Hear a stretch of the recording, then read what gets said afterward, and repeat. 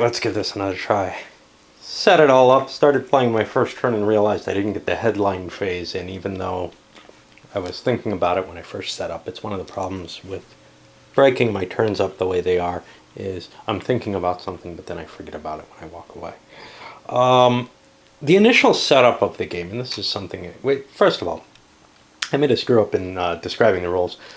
I was talking about how these flipped over are established and face down are unestablished.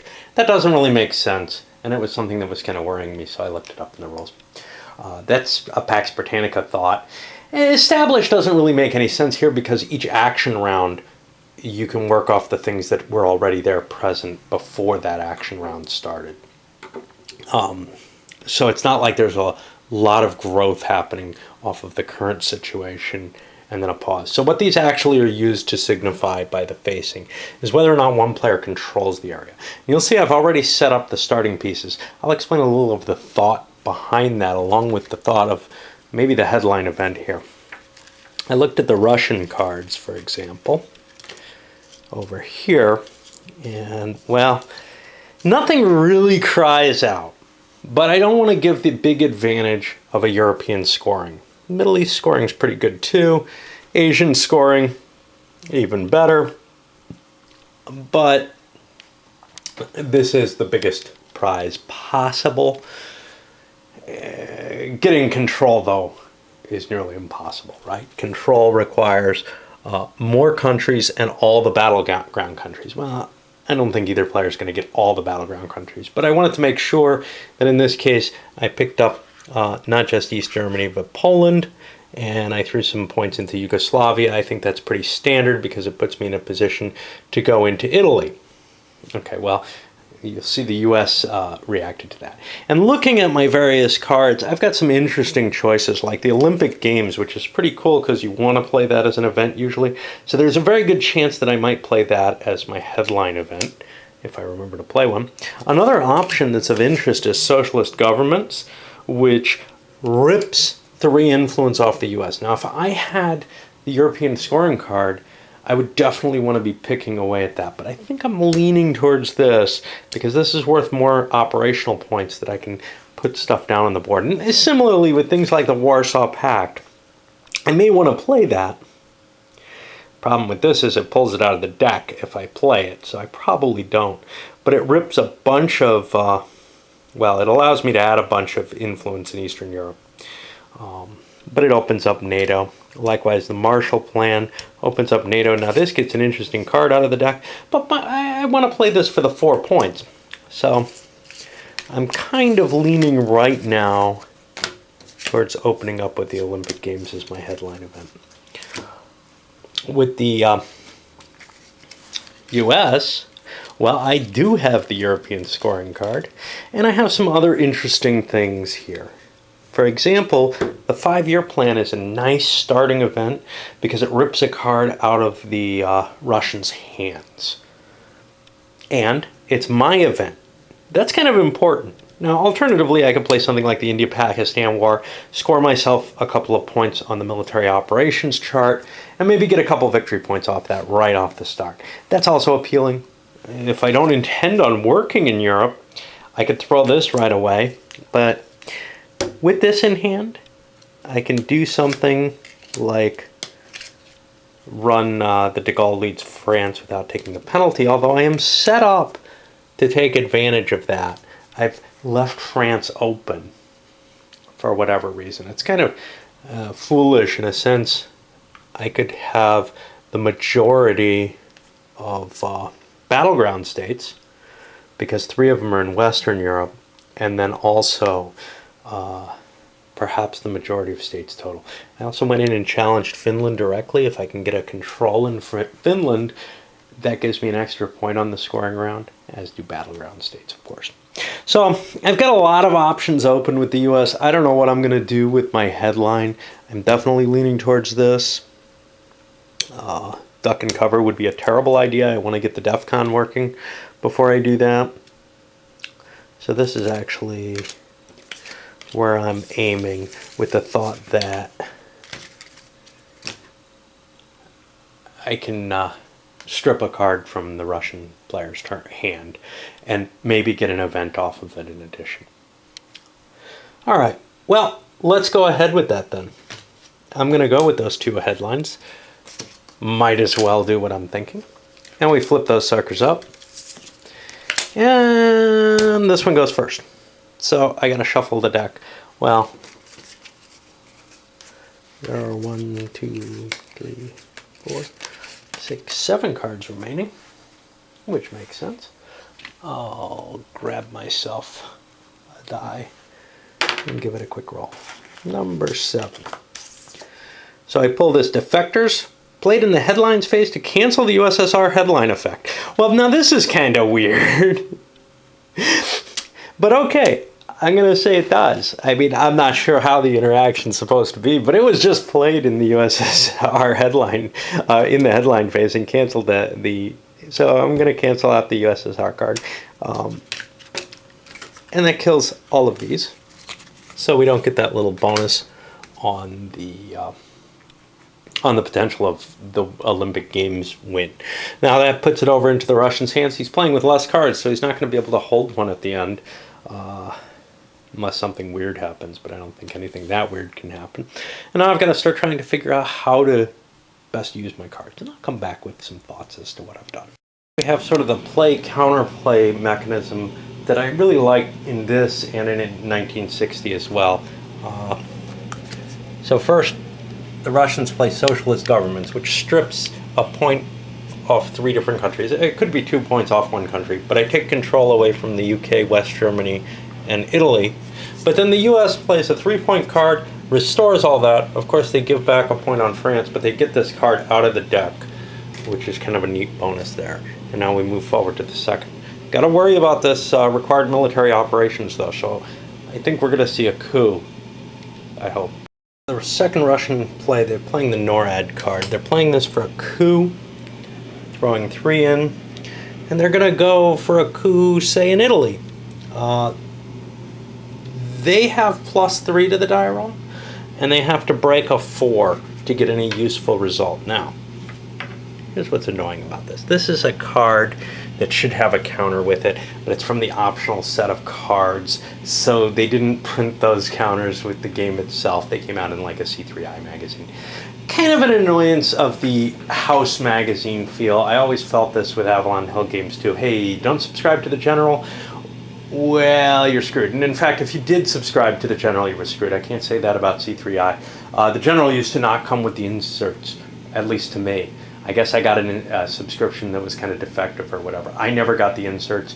Pissed me off because I got cool stuff and then had to go order it, even though somebody bought a subscription that was more expensive than my S&T subscription for less value.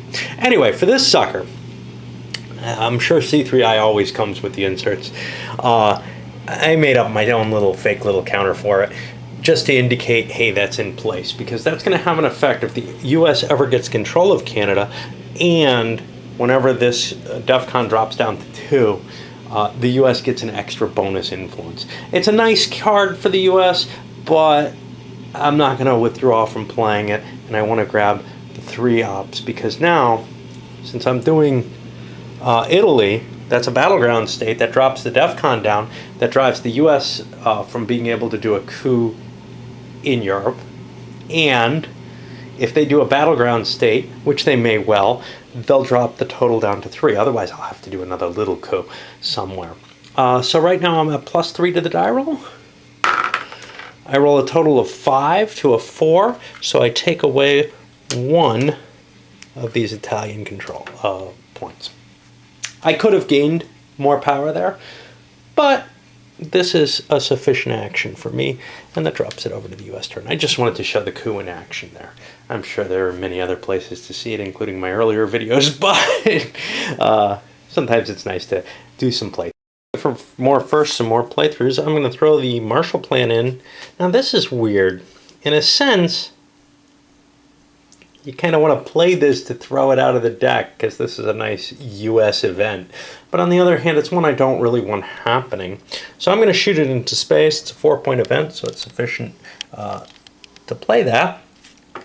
It doesn't go away permanently, but I get a roll on a 1 through 3. I'll be able to advance on the space track. And I do, which gives Russia a quick 2 victory points for that. Remember, there are several ways to win. One is force the opponent to drop you into the nuke status. One is to get yourself up into your top victory condition. And the final one is to play out the whole game and have the victory point track be in your favor at the end of it all. So, as we finish up the 4th phase, let's see what has happened. The U.S. played the Arab-Israeli Wars to throw a couple more points into France, gain control of that. Now that puts a threat on, because at that point it's 1, 2, 3, 4 territories, and there were only 3 Russian territories and 3 battleground states.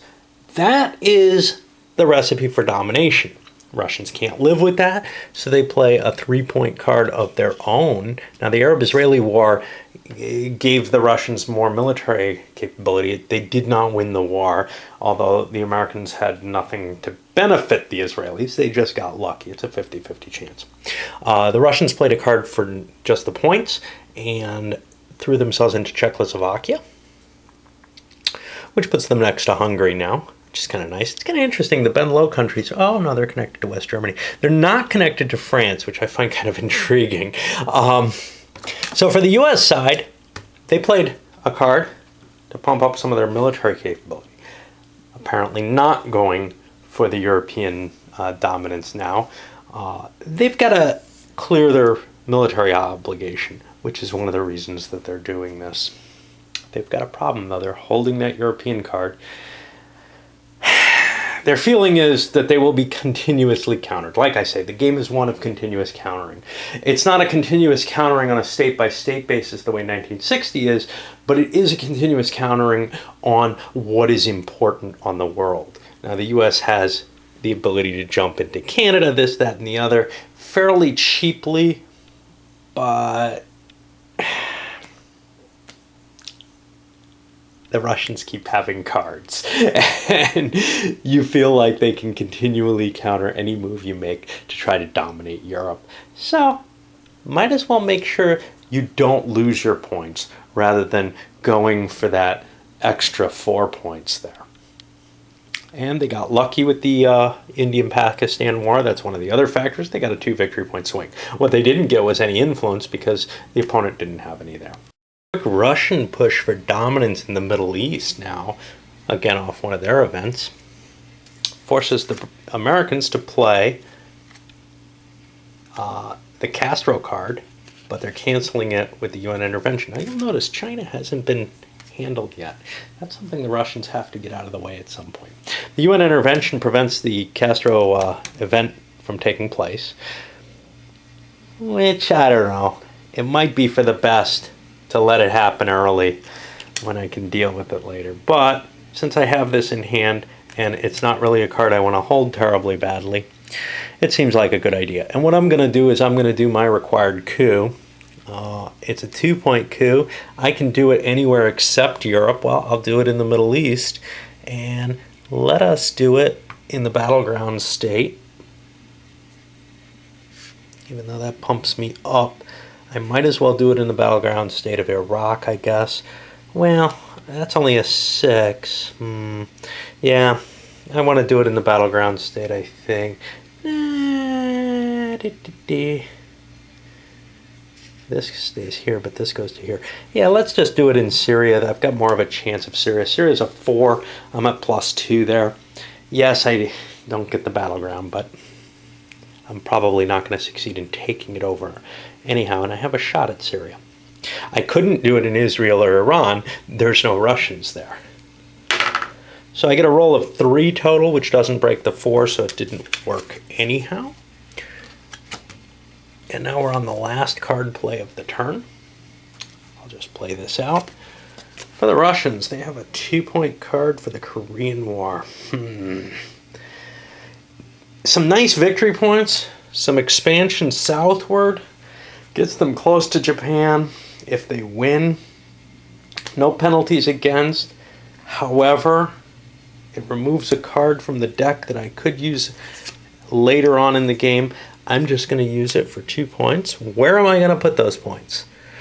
Well, right now,